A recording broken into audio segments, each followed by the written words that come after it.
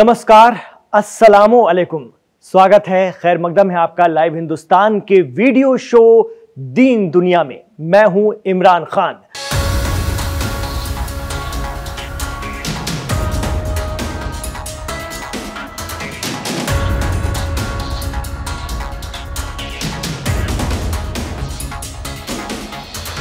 गजा की हिमायत में यमन के हौसी जंगजू या अंसारुल्लाह अमेरिका से मुकाबले में हैं। रमजान का आखिरी अशरा भी अब जाने वाला है। अलविदा जुमे की नमाज पढ़ ली गई है। ईद उल फित्र की तैयारी है, लेकिन यमन के लोगों का जुनून है गजा, फिलिस्तीन और अक्सा। अमेरिका के जबरदस्त हमलों के बावजूद नहीं टूट रहे अंसारुल्लाह, बल्कि लड़ने का और दम दिखा रहे हैं। ऐसे में यमन की अंसारुल्लाह हुकूमत का सबसे बड़ा हमदर्द ईरान अब समंदर में यमन के साथ आ गया है। और तो और ईरान हिमायती लेबनान के हिजबुल्लाह और इराक की तंजीमें भी साथ हैं। ऐसा लग रहा है कि अब कुछ बड़ा होने वाला है। जी हां, ईरान की प्रेस टीवी की रिपोर्ट बता रही है कि 3000 छोटे बड़े जहाजों के साथ ईरान के नॉर्थ और साउथ इलाके के समंदर में IRGC यानी पासदाराने इस्लाम की बहरिया या नेवी और सुप्रीम लीडर के वफादार बसीज वॉलंटियर उतर आए। इनमें यमन, लेबनान और इराक की ईरान हिमायती तंजीमों के जहाज भी शामिल थे।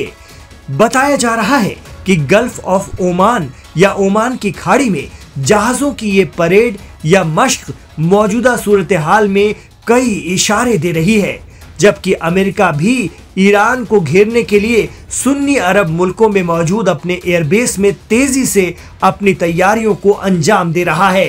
कुद्स डे या रोज़े कुद्स को जुमातुल विदा के मौके पर मनाया जाता है।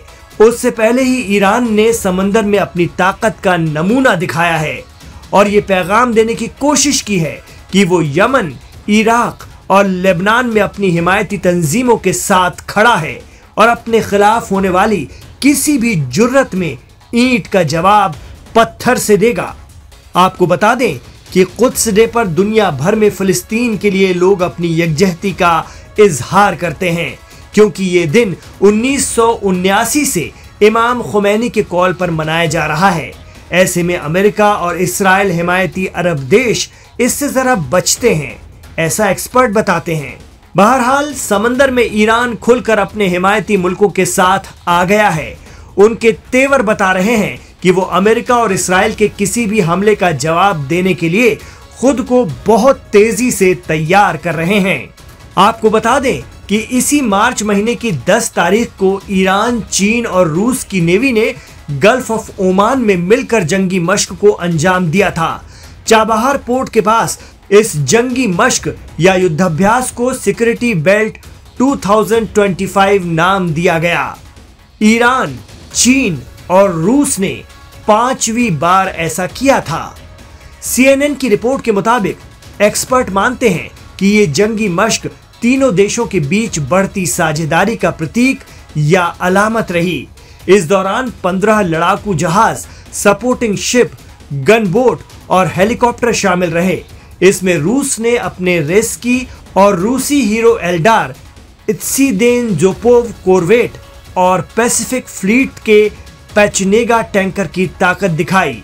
चीन ने टाइप 052D गाइडेड मिसाइल विध्वंसक बाओटो और आपूर्ति जहाज गाओ यूहू को तैनात कर दिया था।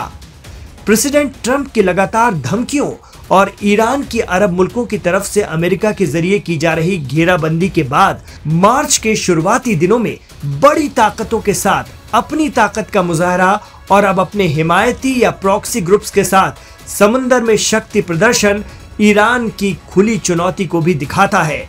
एक्सपर्ट मानते हैं कि ईरान पर किसी भी तरह से होने वाले अमेरिकी हमलों का जवाब देने रूस और चीन भी जमीन, पानी और आसमान में उतर जाएंगे। हालांकि प्रेसिडेंट ट्रंप ने आते ही रूस यूक्रेन जंग में मुदाखलत कर रूस को यूरोप के साथ एंगेज करने की पूरी कोशिश की है, लेकिन जानकार कहते हैं कि जरूरत पड़ने पर रूस भी ईरान के खेमे में आएगा। सीरिया में असद हुकूमत के जाने के बाद से रूस की ताकत मिडिल ईस्ट में कमजोर हुई है। ऐसे में अब वो और कोई चांस नहीं लेना चाहेगा अपनी ताकत गंवाने का। आपको बता दें कि प्रेसिडेंट ट्रंप ने ईरान पर प्रेशर बनाने के लिए सारी चालें चलकर देख ली, लेकिन ईरान ने अमेरिका से किसी भी तरह की बातचीत से साफ इनकार कर दिया है। प्रेसिडेंट ट्रंप की ओर से तेहरान को न्यूक्लियर पावर हासिल करने से रोकने की कोशिश में उसके ऑयल एक्सपोर्ट को जीरो करना भी शामिल है।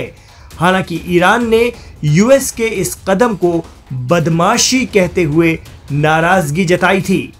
कुद्स डे के पैगाम के तौर पर ईरान की समंदर में 3000 की ताकत, उससे पहले कई किलोमीटर लंबी मिसाइल सिटी की नुमाइश जो जदीद तरीन हथियारों से भरी हुई है। कहा जाता है कि ये अब तक की ईरान की 5वीं मिसाइल सिटी है और उससे पहले रूस चीन के साथ जंगी मश्क। इन सब को अगर मिलाकर देखें तो ये अपने आप में कई तरह के इशारे हैं और 1 माह से कम वक्त में ही ईरान ने ये सब किया है। ऐसे में आपको क्या लगता है, जंग अनकरीब है? क्योंकि गजा और फिलिस्तीन की हिमायत खुलकर है। ऐसे में मुखालिफिन किसी न किसी बहाने उलझने जा रहे हैं। आपको क्या लगता है, हमें कमेंट बॉक्स पर जरूर बताएं।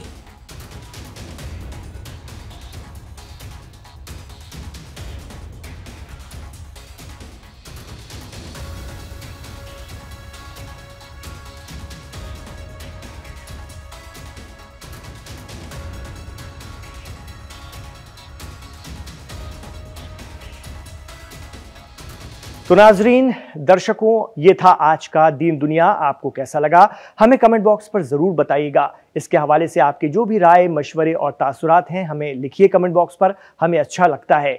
इमरान खान के साथ आखिर तक कनेक्ट रहने के लिए बहुत शुक्रिया। और अगर आप आखिर तक कनेक्ट रहे हैं तो मैं फिर वही गुजारिश करूंगा जिसे आप हमेशा मानते हैं, तस्लीम करते हैं, और वो ये है कि आप हमारे इस वीडियो को लाइक ज़रूर कर दीजिएगा।